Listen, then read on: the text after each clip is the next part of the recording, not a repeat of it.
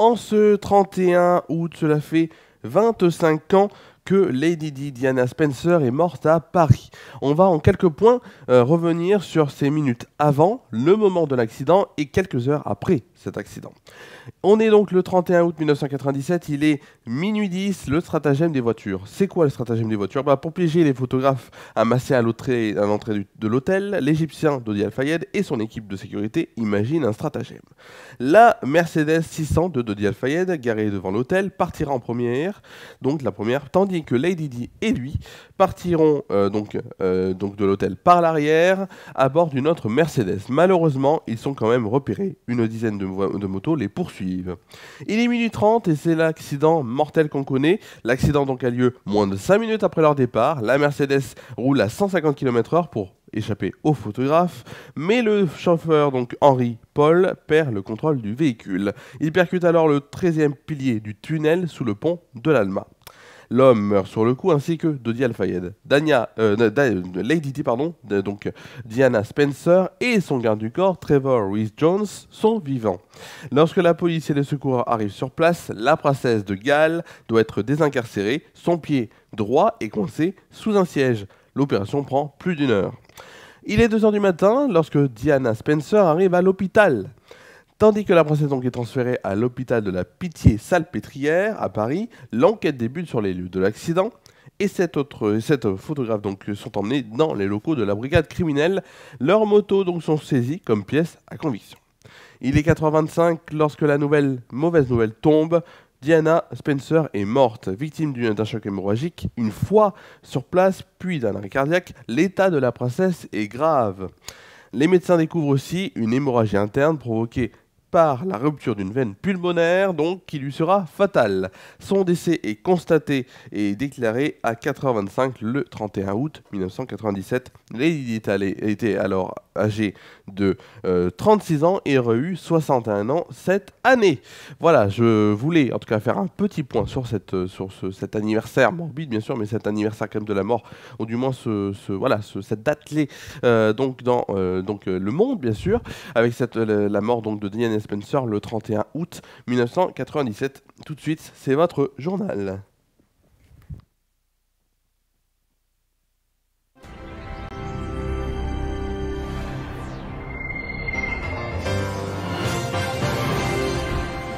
Bonjour mesdames et messieurs, c'est la 3e édition de la saison. Nous sommes le mercredi 31 août 2022 et voici les titres de votre édition. Les titres de votre édition avec hier soir Mikhail Gorbatchev, dernier dirigeant de l'URSS qui est mort. La planète entière politique lui rend hommage aujourd'hui. On va aller ensuite du côté une affaire qui a duré tout l'été, l'imam Hassan Iqiyoussen qui doit être expulsé mais il est actuellement en fuite et est recherché. On verra qu'en Ardèche en Drôme, une personne, donc un touriste sur 4 est venu de l'étranger cet été. En Martinique, on parlera du patrimoine avec la villa Saint-Cyr qui sera restaurée. La météo éphémérite de demain en fin d'édition, c'est la fin d'été de votre édition, on est le mercredi 31 août 2022. Allez, on commence cette édition donc par la mort mardi soir à 91 ans de Mikhail Gorbatchev, dernier dirigeant de l'URSS qui a suscité des hommages appuyés en Occident, où son donc rôle crucial pour mettre fin à la guerre froide et son combat pour la paix ont été salués, prenant donc un relief particulier 6 mois après l'invasion donc bien sûr on le sait russe en Ukraine. L'émotion des réactions occidentales contraste avec la sobriété du président russe Vladimir Poutine qui a simplement exprimé dans un premier temps ses profondes condoléances avant de publier un message de condoléances plus complet dans la matinée. Mikhail Gorbatchev est un politicien et un homme d'État qui a eu une grande influence sur l'évolution de l'histoire du monde. Il a guidé notre pays à travers une période de changement complexe et dramatique et de grands défis de politique étrangère, économique et sociaux, a-t-il déclaré dans un télégramme de condoléances publié par le Kremlin. Ce mercredi, c'est le président allemand Walter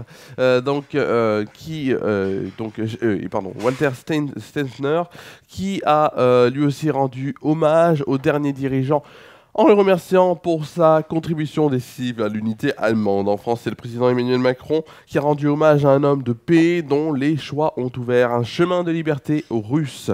Son engagement pour la paix en Europe a changé donc notre histoire commune, a-t-il encore déclaré et souligné dans un tweet. À Bruxelles, c'est la présidente de la Commission européenne, Ursula von der Leyen, qui a regretté un dirigeant digne de confiance et respecté qui a joué un rôle crucial pour faire tomber le rideau de fer. Le courage et l'intégrité de l'ex-dirigeant ont encore été loués par le Premier ministre britannique Boris Johnson. On va maintenant parler d'un autre titre de l'actualité avec l'imam Hassan Iqiyoussen, dont le Conseil d'État a validé donc ce mardi l'expulsion donc de cet imam. Décidé donc par le Gérald Darmanin qui est considéré comme étant en fuite et a donc inscrit au fichier bien sûr des personnes recherchées du FPR, a appris l'AFP donc de sources proches du dossier. Après la décision du Conseil d'État, la police s'est rendue dans l'après-midi au domicile du prédicateur de nationalité marocaine à Lourches, près de Valenciennes, dans le Nord, afin d'interpeller pour l'expulser vers le Maroc. Mais ils ne l'ont pas trouvé, selon une source proche du dossier, qui évoquait la possibilité qu'ils soient en Belgique. Le Conseil de l'État a donné son feu vert mardi à l'expulsion de l'imam donc marocain, dont Gérald Darmanin, je vous l'avais dit, avait ces dernières semaines, en symbole de la lutte du gouvernement contre les discours séparatistes, il avait décidé de l'expulser. Gérald Darmanin donc avait annoncé le 28 juillet l'expulsion de ce prédicateur du Nord, fiché S pour donc sûreté de l'État, par la DGSI depuis 18 mois selon lui. L'arrêté d'expulsion daté du 29 juillet lui reproche donc un discours prosélitiste, oui en tout cas, émaillé de propos incitant à la haine et à la discrimination et porteur d'une vision de l'islam contraire aux valeurs de la République.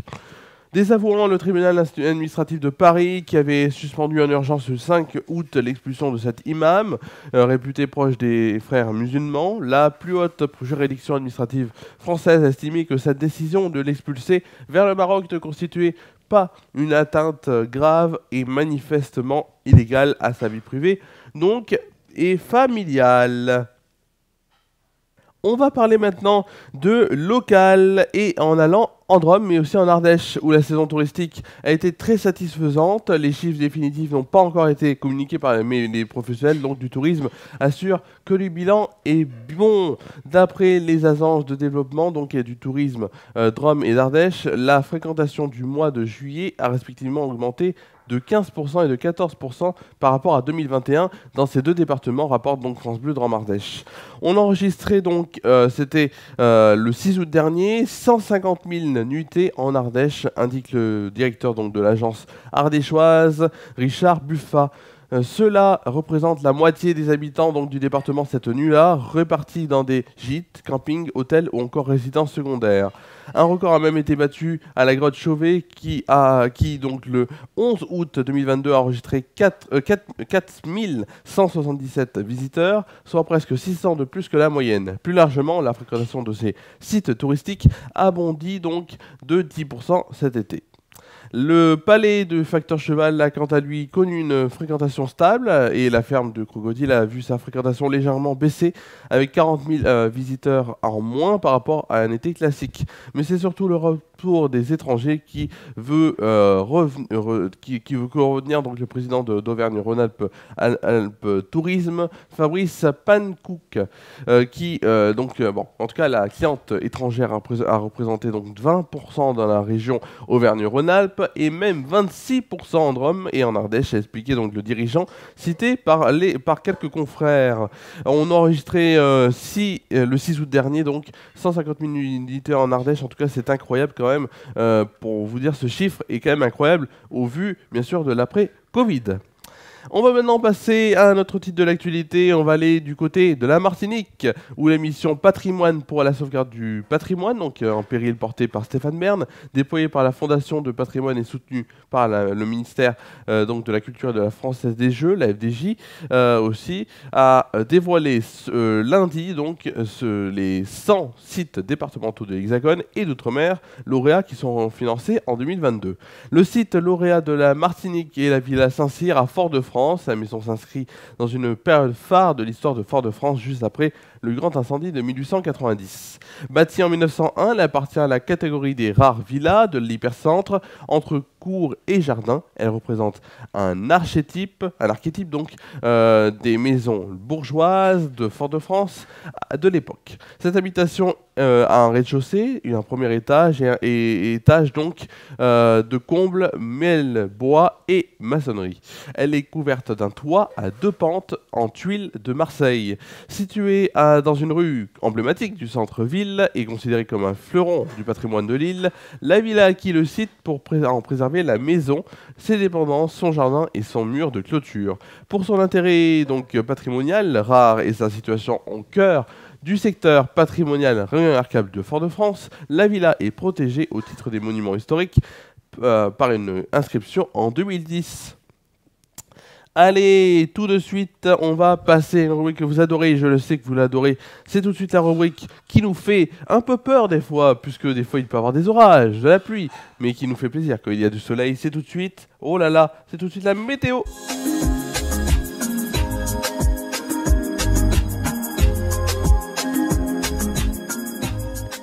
La météo, tout d'abord avec la météo de demain matin. Tournons sur Rhône en premier, ensuite la France métropolitaine en second. France métropolitaine, c'est dans quelques instants, mais tout de suite c'est Tournon avec au programme demain matin un ciel ensoleillé qui sera présent pour une température de 19 degrés de moyenne. Demain après-midi, c'est des éclaircies qui seront toujours parmi nous pour une température de 28 degrés de moyenne et de 30 degrés au meilleur de la journée. En soirée, les éclaircies concluront cette journée, il fera 24 degrés de moyenne. On peut dire que c'est une belle journée qui s'annonce demain. Tout de suite, on va passer à la météo de la France métropolitaine. France métropolitaine avec tout d'abord, si vous le voulez bien, demain matin, regardez, hop, voilà. Demain matin, donc, pour cette rentrée 2022, je vous rappelle que demain c'est la rentrée, le temps est instable près de l'Atlantique avec des averses pouvant rendre un caractère orageux. Sur le reste du pays, le temps reste calme et sec avec de belles éclaircies dans le nord et l'est. Il fait doux dès le matin. Côté température, regardez les températures qui sont annoncées. 16 degrés à Lille, Rouen, Orléans, Bourges, Dijon et Lyon. 17 degrés à Brest, Cherbourg, Rennes et Nantes. 18 degrés à Paris. 19 degrés à La Rochelle, Biarritz, Toulouse, Montélimar et Montpellier. 20 degrés à Bordeaux. 21 degrés à Perpignan et Ajaccio. Pour le plus froid, ce sera à Strasbourg où il fera 14 degrés et au plus chaud, ce sera à Marseille, il fera 22 degrés avec Nice aussi. Demain après-midi, regardez la carte de demain après-midi qui est là, voilà. Demain après-midi donc, de fortes averses orageuses se déclenchent entre la Bretagne, les Pays de la Loire et le Poitou. Dans le nord et l'est, le temps est chaud et lourd avec du soleil et quelques bourgeonnements nuageux. Côté température, il fera 23 degrés à Rennes et Orléans, 26 degrés à Lille, Rouen, Paris, Strasbourg et Dijon, 27 degrés à Troyes, Limoges et Nice, 28 degrés à Paris, Orléans, Bourges, il fera aussi 28 degrés à Bordeaux, Aurillac et Ajaccio, 30 degrés à Lyon et Montélimar et 31 degrés à Toulouse et Montpellier. Pour le plus froid, ce sera à Brest où il fera 21 degrés et à l'inverse où il fera le plus chaud, ce sera à Perpignan où il fera 23 degrés. Regarde, vous avez bien pu voir votre météo à vous, en tout cas dans votre région. On fêtera demain la Saint-Gilles. Et oui, bonne fête au Saint-Gilles. Le soleil se lèvera à 7h07 et se couchera à 20h33. On perdra ainsi 3 minutes de soleil. Pour la fin de cette émission, je serai autre part, vous allez le voir, je serai autre part. Mais déjà, je peux vous dire, hop, voilà. Déjà, je peux vous dire concrètement que samedi Tétante revient, puisque je vais un peu mieux, donc samedi Tétante reviendra, ça c'est sûr. Pour une nouvelle saison à 19h en inédit, et Efera News Foot reviendra lundi à 19h en inédit aussi. Bien sûr, je vous dis au revoir en duplex maintenant de Grande-Synthe. C'est la fin de cette édition, voilà, en duplex ici de Grande-Synthe. Je vous dis à demain sur Efera News pour une nouvelle édition de votre JT. À demain sur les FRA News.